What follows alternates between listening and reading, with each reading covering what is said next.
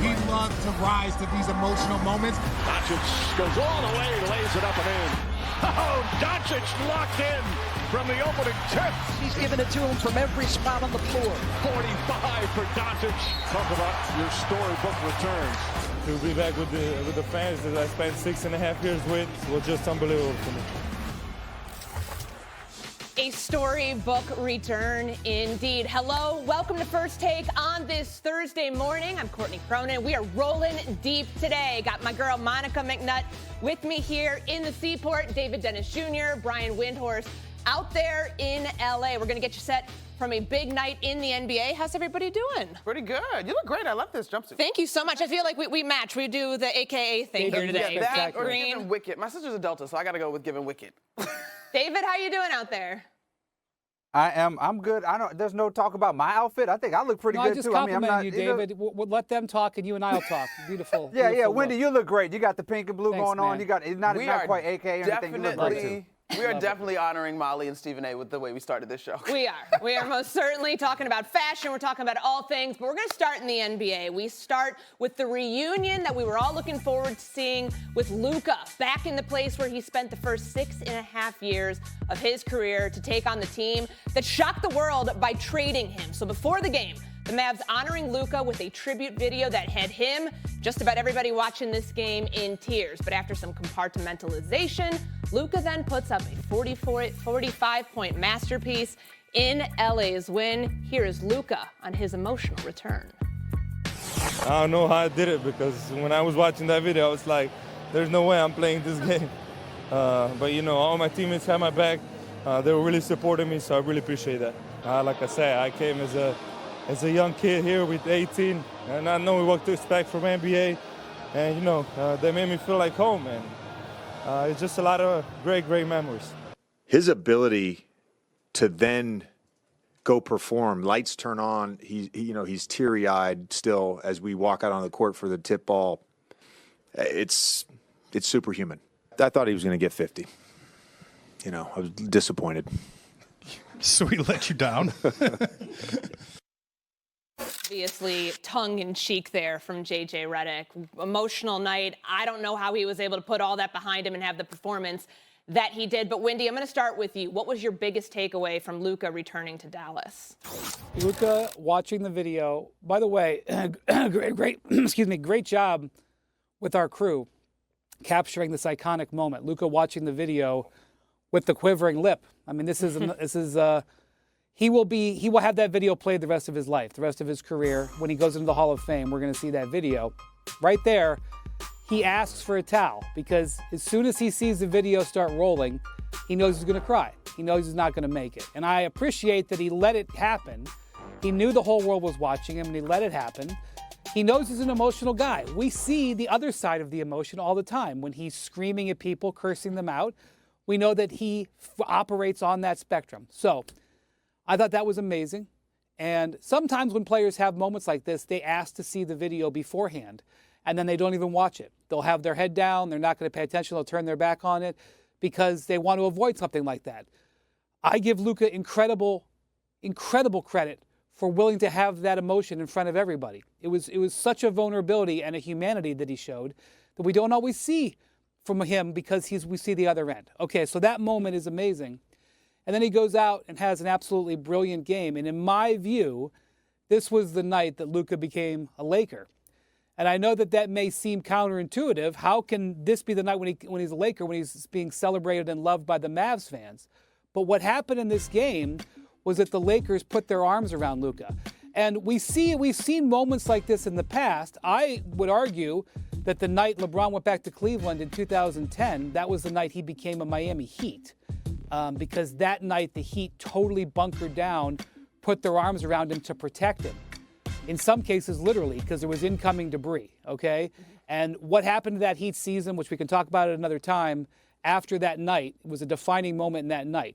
As I saw the Lakers put their arms around Luka here, not to defend him in a hostile place, because it was not hostile, but it was Luka emotional, Luka vulnerable. They put their arms around him as a team and had the moment with him. And they had a spectacular game. It was an important game on their schedule, guys. They need to win these games to secure their seeding, and they did. And Luka was great. And he was not just great making the three, because that's what his game has been recently. It's either he makes threes or he doesn't.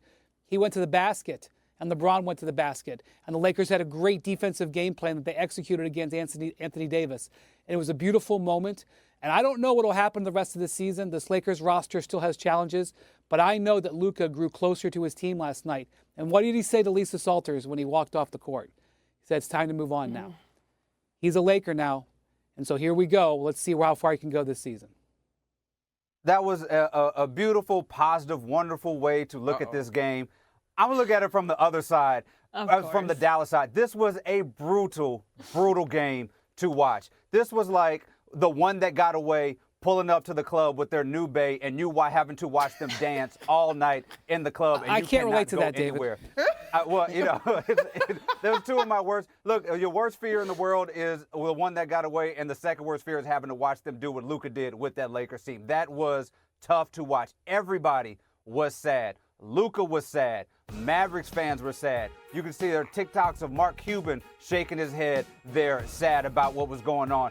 This was just tough to watch from a side of everybody in Dallas, because you know that Luka is going to go out there and give you 45. This is a guy that as soon as he was traded for the last 2 months, everybody said as soon as he goes to Dallas, Luka's going to go off. And you watch this dude put up 31 points knowing that you have nobody on your roster that can do that. You have Anthony Davis, who did not show up for that first half of the game, and Kyrie, who can go nuclear, is on the bench with a torn ACL, which are the things that were concerning you about when you traded Luka. The Lakers are going to move on. They have championship aspirations this season for the next decade. They're going to go on. Luka has closure. It's easy to have closure when you have the new bae. Dallas, the city of Dallas, everybody in that arena, they will remember this night for the rest of that franchise's history, because this was the salt in the wound of one of the saddest moments in Dallas Mavericks history. Yes, but I think it has potential to get more trickier. I don't know. I'm trying to figure out where that night will fall, David, in terms of the arc. If, let's say, both of these teams go on to win championships, right? Both Dallas and Lakers on maybe similar timelines, but let's say they both get a championship in the next 5 years.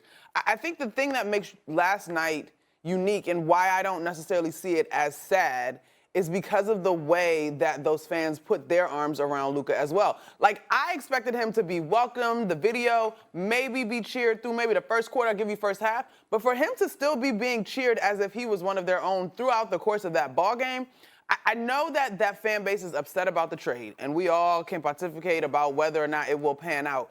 But I don't know if I will see this one as sad. Like, we talked a bunch about the T-shirts that were left this morning. I think it's tough, but I think it would be sadder if Luka's able to go on and win championships and Dallas is still sputtering its heels or sputtering its rudders in terms of trying to get healthy. But I thought last night was probably one of the more unique experiences that we'll witness in sports in terms of so many people being centered around one guy. Yeah, it's, you know, what David brings up, that when he was traded, we all thought he was going to go wherever, whether it was to the Dallas game that they played when they played out in Los Angeles and go off, and that was probably his quietest triple-double he had that game. Last night didn't feel like he went into Dallas trying to get his lick back, right? It felt, it's sad that there was an emotion, and when what Windy brings up, he told Lisa Salters after the game, it's time to move on. It's Cái lần lượt cho mình cho đến hết.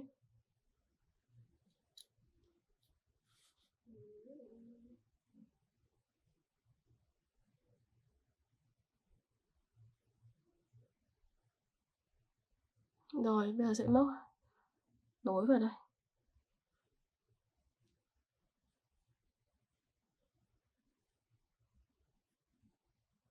Đây được một cái hình như thế này. Đó là cái đáy túi nha mọi người. Đây cái đáy túi đây, mọi người gặp vào là được cái đáy túi.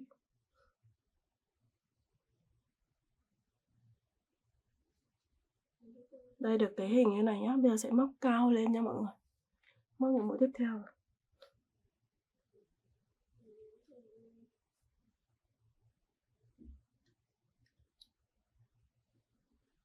Đây, móc những mũi tiếp nữa này.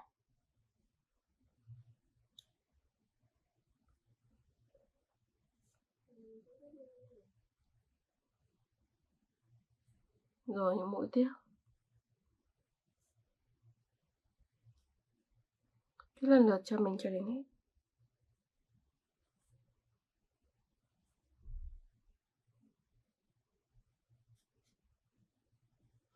Rồi mũi nữa này.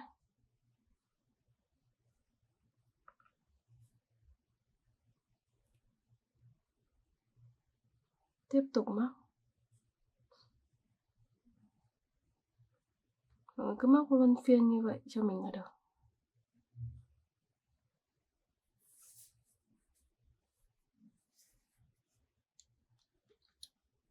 Móc tiếp những mũi nữa nhé.